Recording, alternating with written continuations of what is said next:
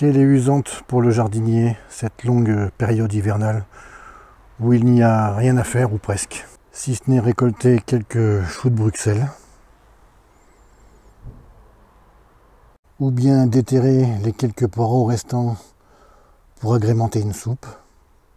Toutes ces longues semaines d'hiver qui nous donnent l'occasion de regarder pousser tranquillement nos oignons, notre ail, notre échalote, et de leur donner le peu d'entretien qu'ils réclament.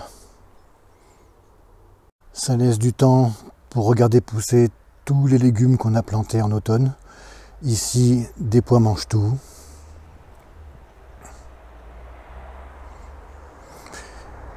Ici, les petits pois.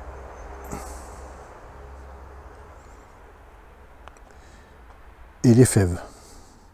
Et même si les salades sont très lentes à pousser l'hiver, ça nous laisse justement du temps pour faire quelques observations. Comme ces nombreux turicules de vers de terre qui indiquent une grande présence du lombric, du ver de terre anécique, qui est le ver de terre le plus important au jardin. On peut aussi remarquer une grande présence de champignons, des petits, mais aussi des gros, ou des colonies.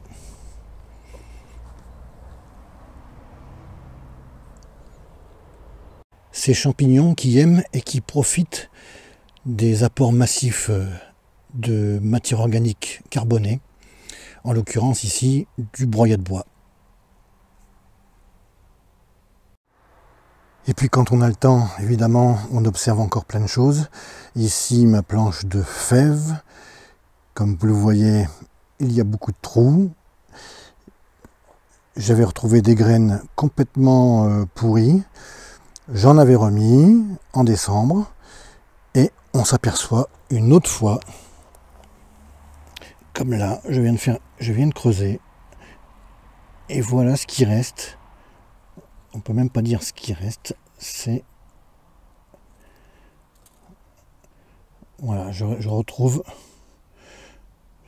plus que ça de la graine. Et c'est tout en une espèce de compote. Là, c'est un petit morceau, mais sinon, il me reste plus que de la compote. Une espèce de compote de graines de fèves.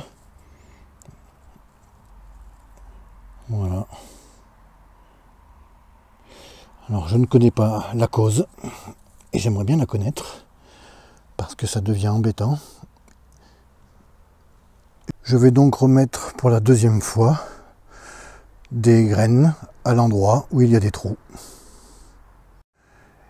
Et puis vers le 10 février, je me ferai une autre planche de fèves de printemps.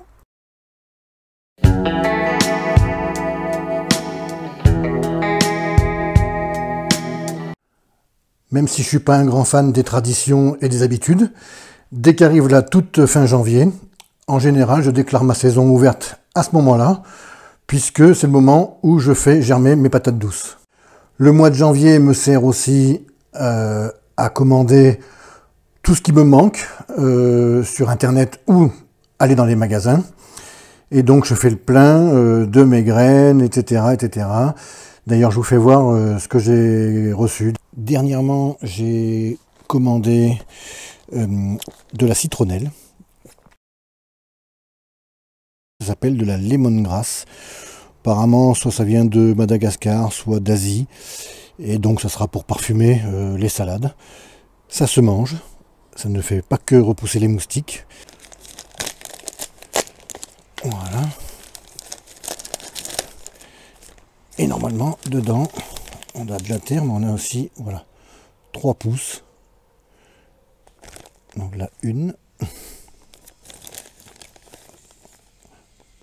Voilà, elles arrivent vraiment, on dirait, un morceau de roseau ou un morceau de palmier tout mou. Apparemment, ça pousse. Donc, dedans, il y a de la terre, ou du terreau, je pense. On va le mettre avec.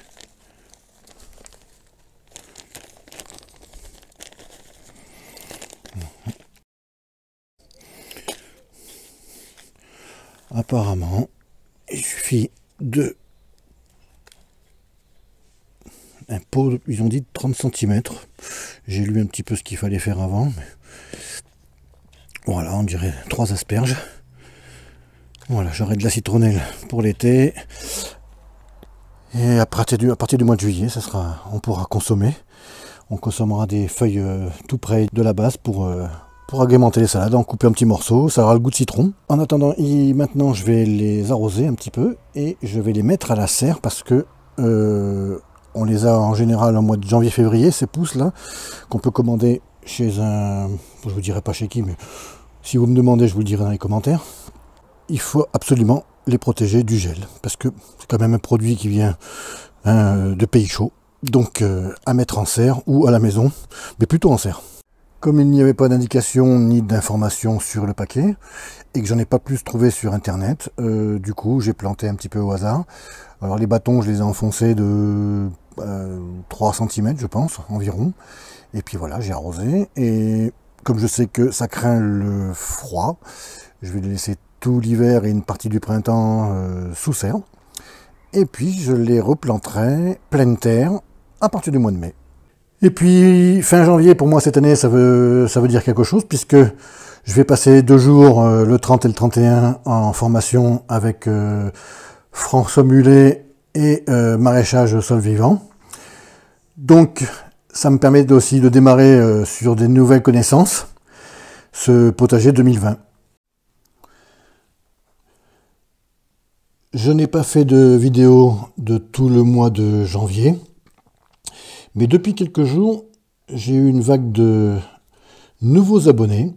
Alors je voudrais leur souhaiter la bienvenue, bien sûr. Et puis, si vous n'êtes pas abonné vous-même d'ailleurs, n'hésitez pas, abonnez-vous. Cliquez aussi sur la cloche pour activer les notifications. Et puis, mettez un like si vous avez apprécié la vidéo. Ça fait toujours plaisir. Ça encourage. Et pour finir la vidéo, j'ai coupé mes patates douces en 2. Vous voyez la belle couleur. Alors vous avez les rouges avec du orange dedans. La chair orange, ce sont des évangélines. Vous avez façon couleur pomme de terre et à l'intérieur couleur pomme de terre, c'est-à-dire blanche jaune.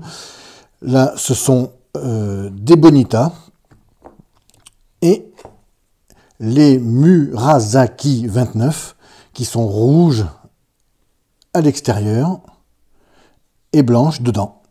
Alors, on les pose sur le terreau et on appuie pour les enfoncer à peu près de la moitié. À peu près, on n'est pas... On compte pas. Hein. Et puis, il faut que je le fasse comme il faut, parce que voilà, celui-là, ici. Voilà. On peut enfoncer un peu plus. Il faut bien que ça soit en contact avec le terreau. Un petit coup de pchit d'eau pour bien humidifier le terreau. Attention de ne pas non plus complètement l'inonder, sinon ça va pourrir. Voilà. Rendez-vous dans un mois pour voir si les germes ont progressé. Pour ceux qui se demandent pourquoi je n'ai pas fait voir en détail dans cette vidéo comment je faisais germer mes patates douces, c'est tout simplement parce que j'ai déjà traité le sujet dans une ancienne vidéo qui doit dater de 2 ans, qui a déjà fait 20 000 vues. Je vais vous la mettre en haut à droite, comme ça vous pourrez y aller, voir. Et puis après, si vous fouillez un peu, je dois avoir une 7 ou 8 vidéos qui parlent du suivi de la patate douce. Et voilà, jusqu'à la mise en terre et même de la récolte. D'ici là, je vous dis, portez-vous bien, à bientôt, bye bye.